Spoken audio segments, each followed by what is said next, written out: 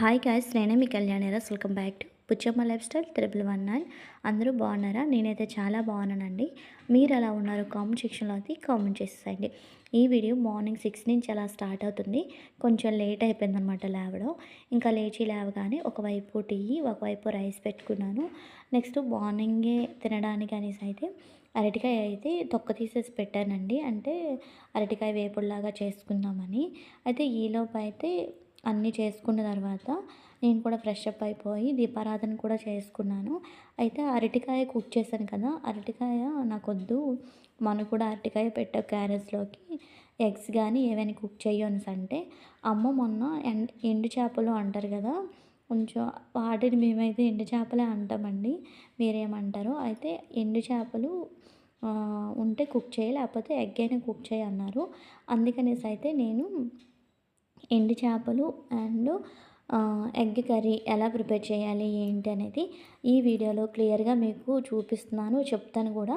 కొన్ని వీడియోస్ అనేవి డిలే అయిపోయాయండి, అంటే తీయలేదనుకుంటా.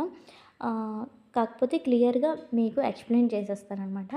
చూసేసేయండి. ముందుగా గ్యాస్ ఆన్ చేసి కడాయి పెట్టి ఆయిల్ అయితే యాడ్ చేసుకోండి. ఆయిల్ యాడ్ చేసుకున్న తర్వాత ఆయిల్ కొద్దిగా హీట్ అయిన తర్వాత చిటికెడంత పసుపునైతే యాడ్ చేసుకోండి. చిటికెడంత పసుపు యాడ్ చేసుకున్న తర్వాత ఉడకబెట్టిన గుడ్లు ఉంటాయి కదా, గుడ్లను అయితే వేసుకోండి. ఉడకబెట్టిన గుడ్లని యాడ్ చేసుకున్న తర్వాత రెండు వైపులా గోల్డెన్ బ్రౌన్ కలర్ వచ్చేంత వరకు వేయించుకోండి. అంటే నేను ఈ కర్రీ ప్రాసెస్ ఇలానే చేస్తాను. నేను చేసిన స్టైల్లోనే మీకు చూపించేస్తున్నాను అనమాట. ఇలా గోల్డెన్ బ్రౌన్ కలర్ వచ్చేంత వరకు వేయించుకున్న తర్వాత ఒక ప్లేట్లోకి అయితే తీసి పెట్టేసుకోండి. నేనైతే ఇక్కడ ఒక ప్లేట్లోకి తీసి పెట్టేస్తున్నాను. మీరు ఎన్ని గుడ్లు కుక్ చేయాలనుకుంటున్నారో అన్ని గుడ్లను అయితే కుక్ చేసుకోవచ్చు. ఇన్నే వండాలి, ఎంత క్వాంటిటీలోనే వండాలి అని నేను చెప్పట్లేదనమాట. ఎన్నైనా వేసుకోవచ్చు. అయితే ఇప్పుడు అదే ఆయిల్లో కొద్దిగా జీరా వేసుకోండి. జీరా చిటపటలాడిన తర్వాత సన్నగా తరిగిన ఆనియన్స్ని అయితే యాడ్ చేసుకోండి. ఇలా ఆనియన్స్ యాడ్ చేసుకున్న తర్వాత ఆనియన్స్ కూడా ఒకసారి ఒక 2-3 సార్లు ఇలా కలుపుకోండి. కలుపుకున్న తర్వాత అల్లం వెల్లుల్లి పేస్ట్ కానీ, లేకపోతే కచ్చపచ్చగా దంచిన అల్లం వెల్లుల్లి యాడ్ చేసుకోండి. అల్లం వెల్లుల్లి పేస్ట్ యాడ్ చేయాలని లేదు. నేనైతే ఇక్కడ అల్లం వెల్లుల్లి పేస్ట్ యాడ్ చేసుకుంటున్నాను. కాకపోతే ఆనియన్స్ ఉంటాయి కదా, ఆనియన్స్ ఇలా కట్ చేసి వేసుకోవాలి. ఆనియన్స్ పేస్ట్ మాత్రం వేయకూడదనమాట. అయితే ఆనియన్స్ వేసుకున్న తర్వాత అల్లం వెల్లుల్లి పేస్ట్ కూడా వేసుకొని ఇలా బాగా వేయించుకోండి ఆనియన్స్ ఈ స్టేజ్ వరకు. అలా ఆనియన్స్ వేయించుకున్న తర్వాత బాగా క్లీన్ చేసి పెట్టుకున్న ఎండు చేపలను అయితే యాడ్ చేసుకోవాలి. ఎండు చేపల్ని యాడ్ చేసుకున్న తర్వాత బాగా వేయించుకోవాలన్నమాట. బాగా అంటే ఆ ఎండు చేపలు బ్రేక్ అవ్వకుండా వేయించుకోవాలి. పచ్చి చేపలు ఎలా అయితే వేయించుకుంటామో అలాగే నీట్గా వేయించుకోవాలి.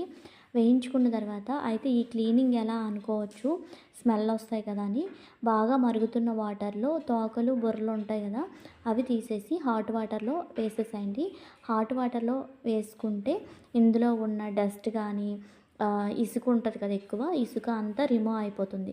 ఇలా నేను చెప్పినట్లు చేయండి. ఎక్కువ శ్రమ పడిన అవసరం లేదు. అదే నార్మల్గా చేత్తో అంటే చాలా కష్టం. రాయి ఉండాలి, ఇలా పాముతూ ఉండాలి. అలా కాకుండా వేడి నీటిలో వేసుకుంటే సింపుల్ అయిపోతుంది. అయితే కొన్ని వీడియోస్ మిస్ అయ్యాయి అన్నాను కదా, ఇదేనండి. టమోటా వేసింది, ఉప్పు కారం వేసింది మిస్ అయిందనమాట. అయితే ఫిషెస్ అలా వేయించుకున్న తర్వాత టమోటా పీసెస్ వేసి ఒక 2 మినిట్స్ వేయించుకోండి. దాని తర్వాత పసుపు ముందు వేశారు కనుక చూసుకొని కొద్దిగా పసుపు, ఉప్పు, కారం వేసుకోండి. వేసుకొని బాగా వేయించేసేయండి. వేయించుకున్న తర్వాత చూసారు కదా, టమోటా అనేది ఇలా మగ్గిపోవాలి.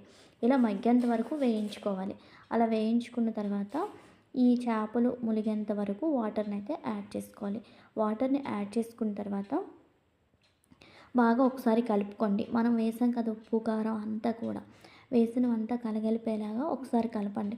కలుపుకున్న తర్వాత మనం ముందుగా గుడ్లు వేయించుకొని పక్కన పెట్టుకున్నాం కదా, వేయించుకున్న గుడ్లు ఇందులో అయితే ఒక పొంగు వచ్చేంత వరకు బబుల్స్లా వస్తాయి కదా మనం వాటర్ వేసింది, అప్పుడు ముందుగా వేయించుకున్న గుడ్లను అయితే ఇలా 1 బై 1 వేసుకోండి.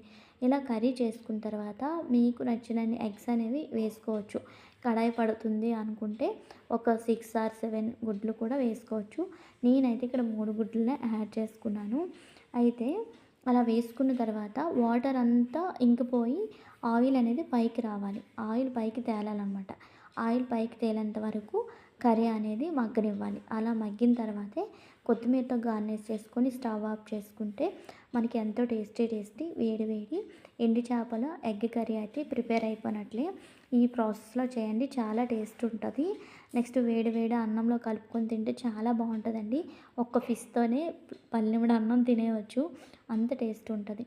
కాకపోతే నాకు హెల్త్ బాగాలేకపోవడం వల్ల తినట్లేదండి, ఈ ఫిష్ని అవాయిడ్ చేశాను.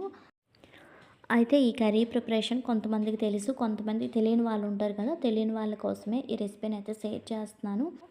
అయితే మీ ఇంట్లో తప్పనిసరిగా ఈ కర్రీ ట్రై చేయండి. ఎలా వచ్చిందో నాకు కామెంట్ బాక్స్లో అయితే కామెంట్ అయితే పెట్టండి.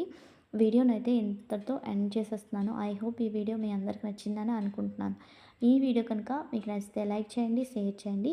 మరిన్ని వీడియోల కోసం మన ఛానల్ని తప్పకుండా సబ్స్క్రైబ్ చేయండి. Bye bye, keep watching. మరో కొత్త వీడియోతో మళ్ళీ కలుద్దాం.